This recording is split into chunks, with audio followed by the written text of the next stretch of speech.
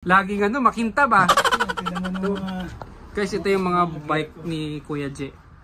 At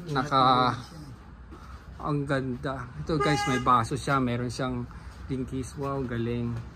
Tapos hindi rin siya mahilig sa ano eh, no? Sa DT Swiss eh, no? Na naka-hunt din, ang galing. Up to the program, Roxy the Foxy. Guys, check natin tong bike ni Kuya J dito sa Scarborough, Toronto. Yan, nandito mga bike. Yan, ito check natin yung bike na yan guys. Tsaka yung mga bike ni Kuya ng mga collection niya. Hi Kuya J! Hey! Magano tayo, bike check tayo. Boss, anong bike to boss? Yeah, made in the Philippines. Made in the Philippines to. Anong component niya boss? Philippines. Yeah, made in the Philippines. Wow. Saan to, sa may Pampanga raw? Wow. Anong group set niya boss? GRX lang sir. GRX. GRX lang. Pwede na yan. Electronic o ano? Ano siya? Yung ano, mechanical no? Wow, ganda. Anong size niyan boss? 53. 53. Wow, ganda. Tama-tama sa size mo ah.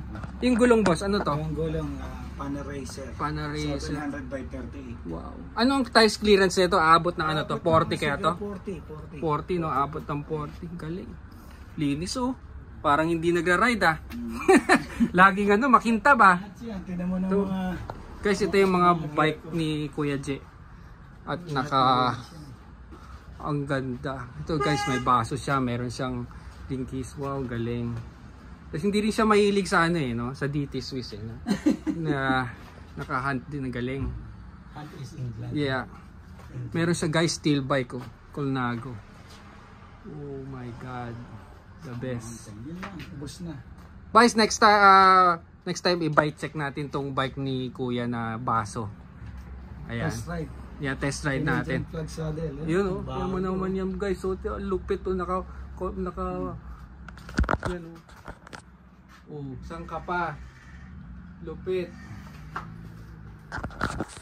Tapos ito, anong tire clearance nito? ayan ang kotse ni Kuya J. Lupit. Next time i-car check natin.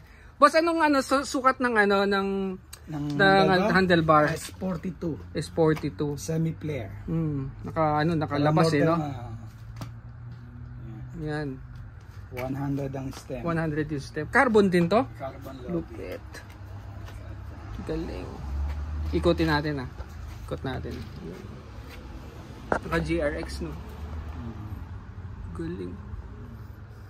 Kasama na to boss pagkabili mo? Oo, kasama yan. Galing Pinas pa yan. So dinala sa Canada. Lupit talaga. Ito magaling ba? May made in the Philippines eh. Galing. Proud Pinoy.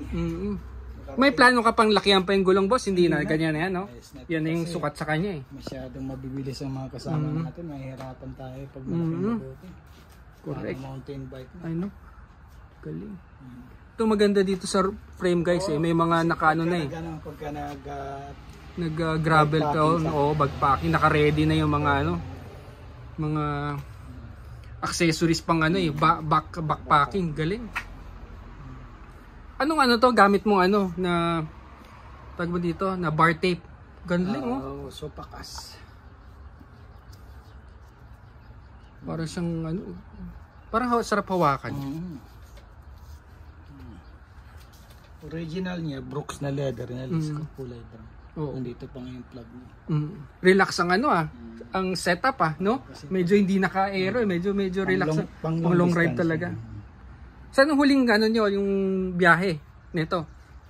Sa Port Perry. Port Perry. Ayan, ang galing.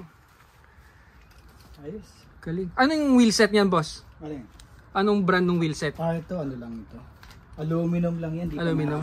Galing Pinas, di ko alam kung anong brand yan. Maganda rin siguro pag naka-zip, no? Puta. Yan. Yan. Guys, ito si Kuya J. Please like and subscribe. Bike check natin ulit itong baso ni Kuya sa susunod. Sige, until the next vlog guys. Bye-bye!